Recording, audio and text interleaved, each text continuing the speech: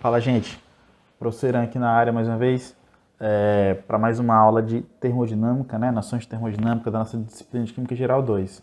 Na aula de hoje, a gente vai estar abordando duas aplicações da primeira lei da termodinâmica, tá? Então a gente vai estudar dois processos especiais que acontecem com a utilização da primeira lei. Então a gente vai estudar dois processos e na qual o estudo desses dois processos vai ser aplicando os nossos conhecimentos de primeira lei. E depois desses dois processos, a gente vai estudar também, a gente vai introduzir aqui no nosso estudo de termodinâmica, uma nova grandeza, uma nova propriedade, uma nova função de estado, que é a entalpia, tá? Então a gente já estudou lá as funções de estado, temperatura, né? Função de estado, ΔU, que é uma função de estado, trabalho e calor não são funções de estado, né? E aí alguém vai lembrar, professor, que história é essa de funções de estado? Né? Função de estado são aquelas funções que descrevem o estado de um sistema. Né? E essas funções de estado, ela não depende do caminho na qual o processo se deu.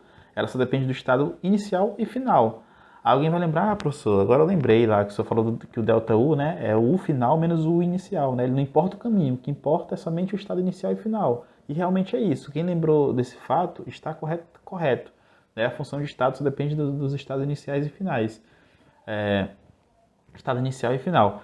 E aí a gente vai falar hoje de uma nova função de estado, que é a entalpia. Tá? A gente vai ver o que é entalpia e vamos estudar algumas aplicações dessa função de estado, beleza? E por que ela é bastante utilizada dentro da química, certo?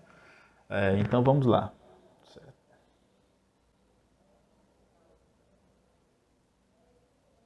Tá.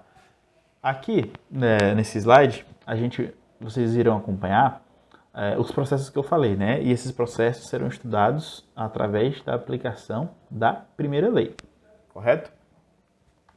O primeiro processo que a gente vai estudar é o chamado processo adiabático, tá? Processo adiabático. Alguém vai falar, professor, que nome é esse? Você tá xingando a gente, esse negócio de processo adiabático? O processo adiabático é todo processo na qual eu tenho calor igual a zero.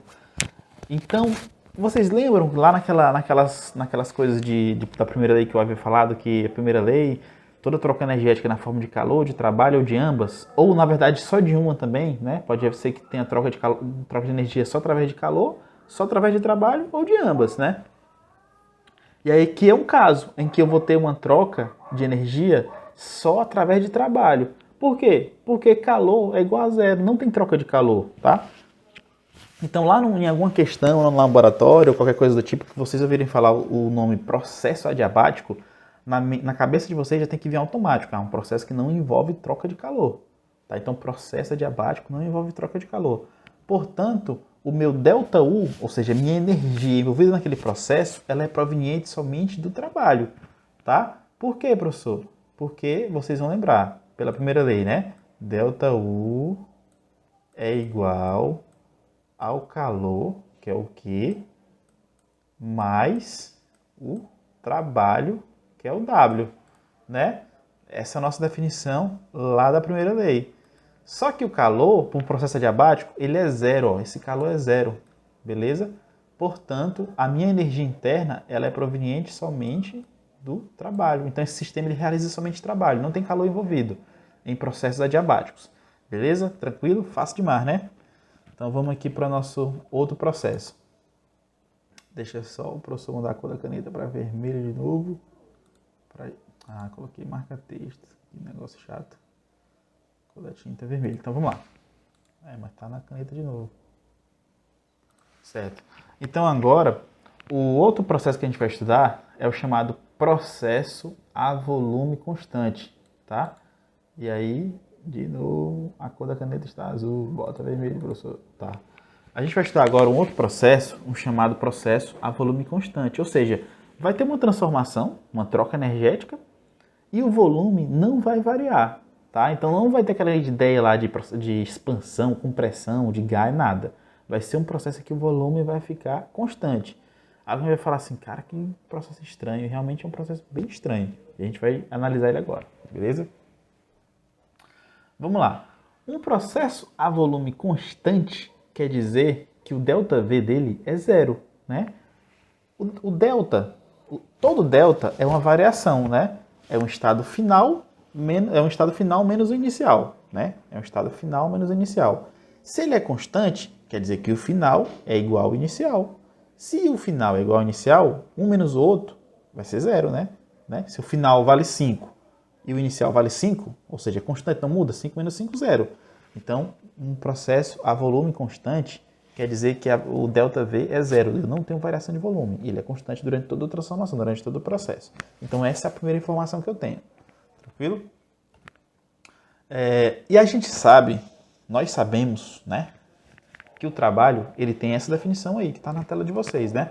O trabalho ele é igual menos a pressão externa vezes ΔV, né? Eu sei que o trabalho é isso, porque a gente já estudou trabalho lá na aula 3, né? Na aula 3 a gente estudou trabalho, viu toda a derivação da fórmula, a definição, tudo bonitinho lá. Então, quem não está lembrando, volta lá na aula 3 ou nos slides, se não quiser assistir a aula, volta lá nos slides e acompanha. O trabalho tem essa definição. Portanto, se o meu ΔV é igual a zero, quer dizer o quê? Que esse camaradinho aqui, ó, ele é igual a zero. E aí, o que vai acontecer? A pressão externa vezes ΔV, que é zero, vai ser zero, né? Colocando multiplicado por zero é zero. Então, pressão externa vezes zero é zero. Portanto, o meu trabalho aqui, ó, ele vai ser quanto? Vai ser zero. Por quê? Porque o ΔV é zero, e o ΔV está multiplicando a pressão externa, né? E aí qualquer número multiplicado por zero é zero. Então o trabalho é zero. Portanto, olha a conclusão que a gente vai chegar, ó. Se liga, tem tanta questão matemática de fórmula e tem a questão de definição, tá? Que é aqui embaixo, ó. Portanto, para processos que ocorrem a volume constante, a gente não tem trabalho de expansão, ou seja, aqueles trabalhos do tipo pressão e volume, do tipo PV, tá? Então, sempre que eu tiver processos a volume constante, quer dizer que eu não tenho trabalho de expansão, tá? Então alguém fala, professor, então quer dizer que não existe trabalho de jeito nenhum? Não, vai ter trabalho elétrico, que a gente vai ver lá na eletroquímica, esse tipo de coisa. Mas aqui, do ponto de vista da termodinâmica, que a gente está estudando somente trabalho de expansão, que é aquele que envolve pressão e volume, esse tipo de trabalho aqui, eu não vou ter quando eu tiver processos a volume constante. Tá? E até óbvio, né, que não vai ter trabalho de expansão. Se vai ter volume constante, como é que eu vou expandir o gás? Expansão de gás é aumento de volume, mas se o volume está constante, eu não vou ter trabalho de expansão. Isso é uma coisa bem óbvia. Só que é importante a gente mostrar tanto a parte matemática quanto a definição, para a gente ver essa obviedade, digamos assim. Beleza? Então, qual a conclusão disso aqui tudo, professor? Desse slide todo, qual a conclusão? Que processos que ocorrem a volume constante não existe trabalho. Aí alguém vai falar, professor, agora eu estou começando a entender. Lá no processo adiabático, que não envolve calor, toda energia interna ela é proveniente do trabalho. Beleza, se você está pensando isso, você está certo. Agora, em processo a volume constante, toda energia interna ela vai ser proveniente do calor. Por quê? Porque não existe trabalho aqui. Porque eu não tenho variação de volume, como é que eu vou ter trabalho? Né? Então, toda energia de um processo a volume constante ela vai ser proveniente do calor. Tá? Né? Então, já está aqui para vocês bonitinho, né? E aí, aqui a nossa própria definição de primeira lei, ó. ΔU é igual a Q mais W, né? E aí, ΔU vai ser igual a Q menos pressão externa vezes ΔV. Ou seja, eu estou pegando a definição de trabalho e jogando aqui dentro da fórmula da primeira lei. Tá? Então, não se assuste com essa expressão aqui, não. Só fiz substituir. Joguei o W aqui dentro dessa expressão. Tá? E aí, como o ΔV aqui é zero, ó, né? Então, toda essa parte aqui, após o sinal de menos, vai ser zero, né? Não vai existir. Portanto, todo ΔU desse processo vai ser proveniente do calor, foi o que eu acabei de falar, né? E lá, no processo adiabático, toda a energia interna vai ser proveniente do trabalho, porque lá o calor é zero. E aqui não, aqui o trabalho aqui é zero. Portanto, deixa eu ver se tem mais alguma historinha, não. Portanto, quando eu estiver falando assim, toda vez que eu tiver um calor envolvido e esse calor envolvido estiver a volume constante, quer dizer que ele vai ser igual à energia interna. Por isso que está aqui, ó, tá vendo o Q de calor e o V?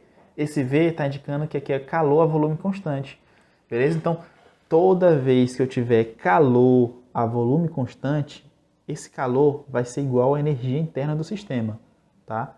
Toda vez que eu tiver calor a volume constante, esse calor a volume constante vai ser a energia interna do sistema. Tá? Então, isso não é eu que estou dizendo que vai ser uma regra, não. Eu não estou impondo essa condição, não. É as próprias expressões matemáticas aqui da termodinâmica que estão me falando isso. Tá? Porque o ΔV vai ser zero, não vai existir trabalho.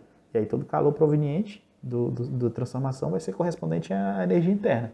Só que esse calor ele tem uma característica especial. Ele é um calor que está acontecendo ali no processo a volume constante. Tá? É meio repetitivo, mas é para vocês fixarem bem essa ideia aí. Tá? Beleza. Agora, nós iremos estudar... Eu falei que era 2 processos, na verdade são 3. Agora a gente vai estudar um processo a pressão constante, tá? Acabou de dar um zoom aqui na tela, não era para dar esse zoom. Né? Então agora a gente vai estudar um processo a pressão constante, tá? Então a gente já estudou o processo adiabático, calor igual a zero. Já estudamos processo a volume constante, 2, né? Então agora a gente vai estudar processo a pressão constante, que é o nosso terceiro tipo de processo. Tudo isso aplicando a primeira lei da termodinâmica, certo? Então vamos lá.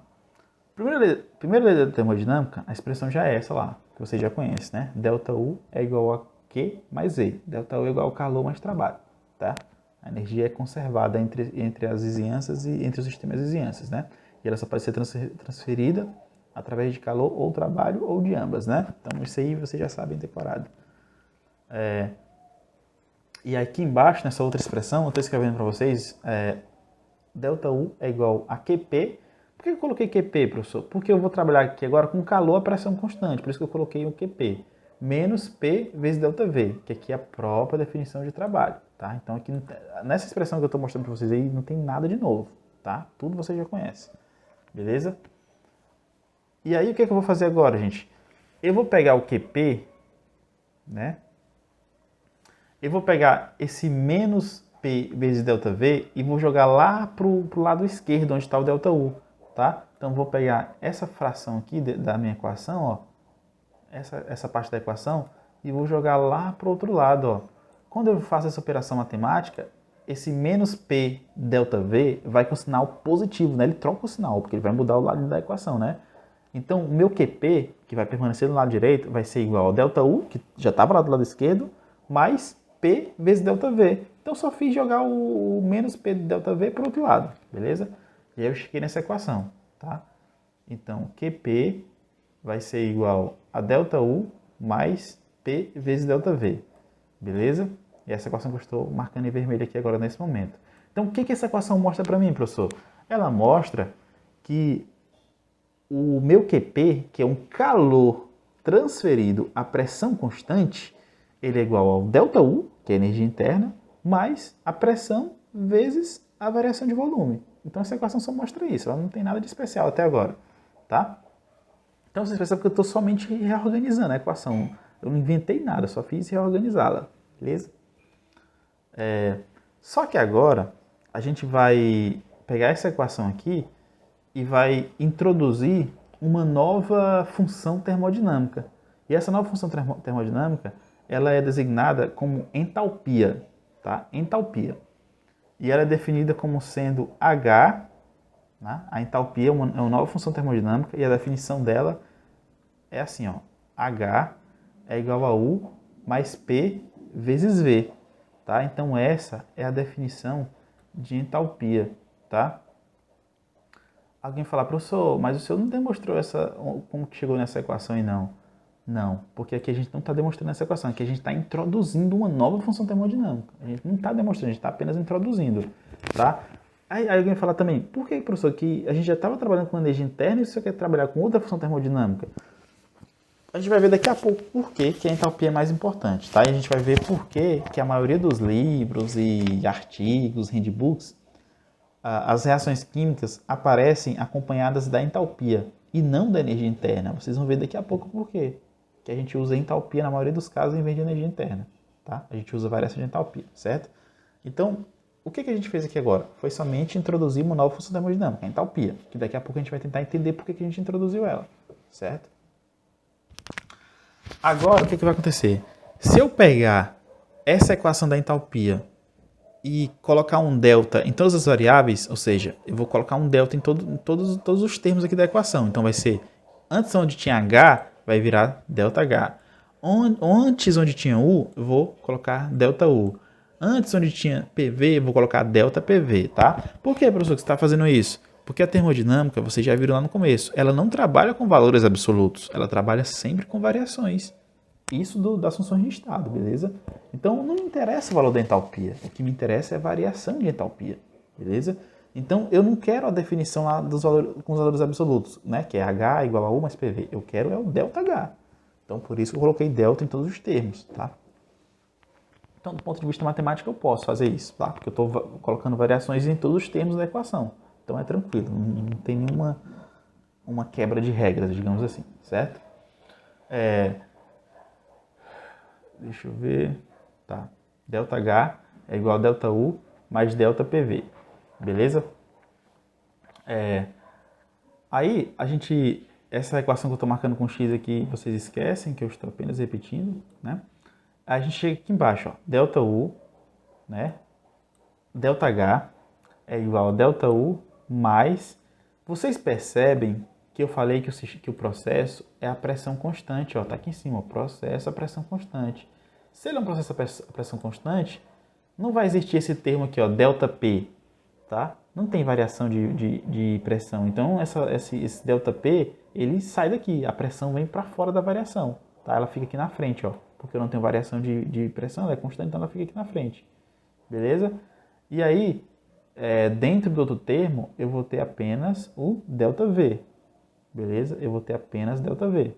Certo? Porque variação de volume eu tenho. O que eu não tenho é variação de pressão. Pressão é constante. Então, ela sai desse termo aqui variável, tá?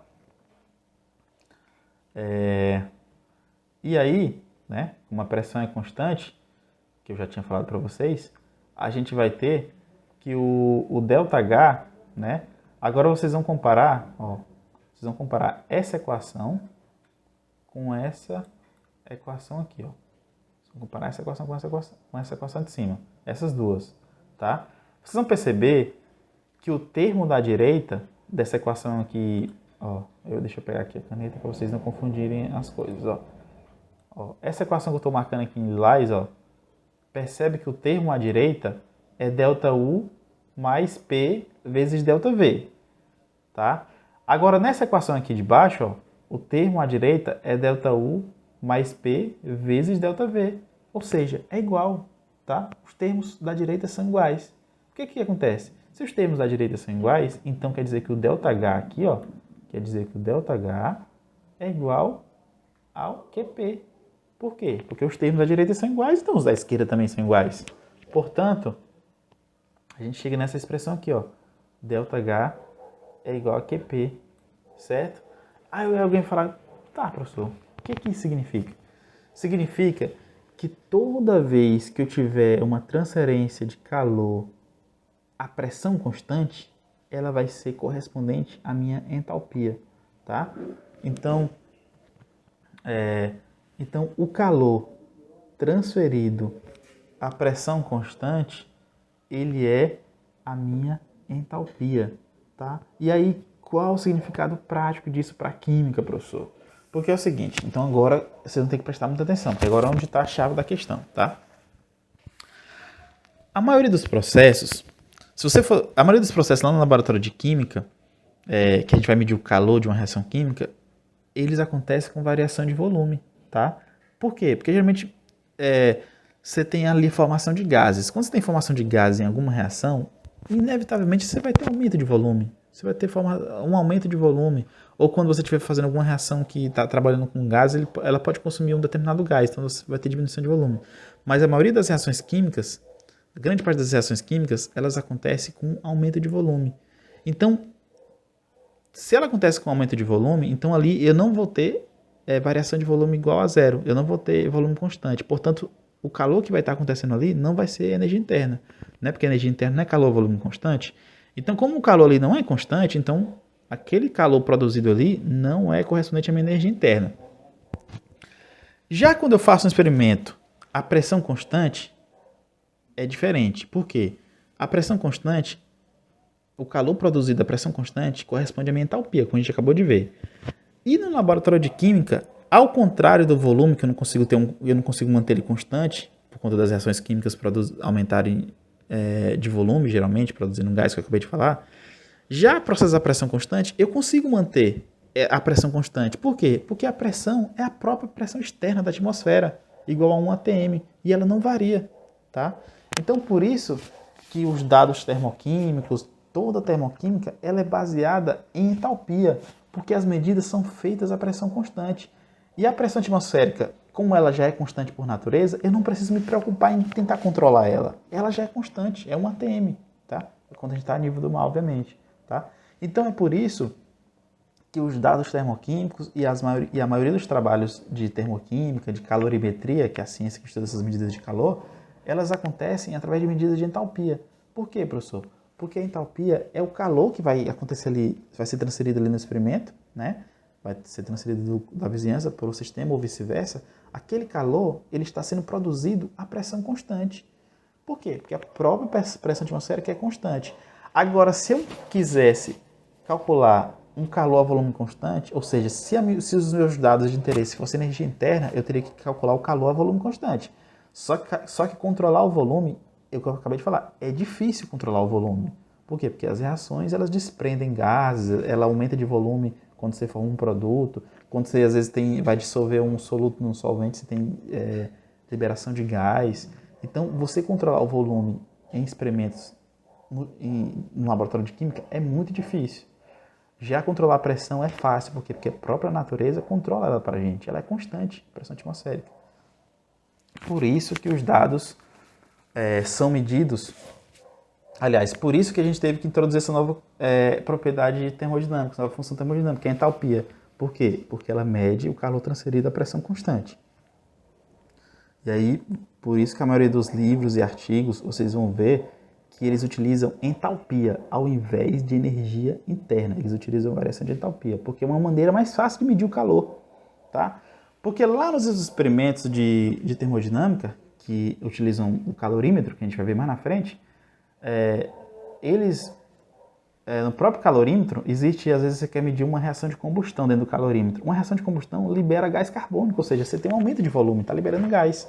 E aí, você não vai conseguir medir um calor transferido ali dentro do calorímetro a volume constante. Você consegue medir a pressão constante, tá? Então, é por isso que a gente teve que introduzir essa nova função termodinâmica, porque ela trabalha com calor a pressão constante, tá? Que é a entalpia. Portanto, a questão da gente introduzir a entalpia aqui no estudo é porque ela facilita o tratamento dos sistemas do ponto de vista energético. É questão de facilidade, comodidade, tá?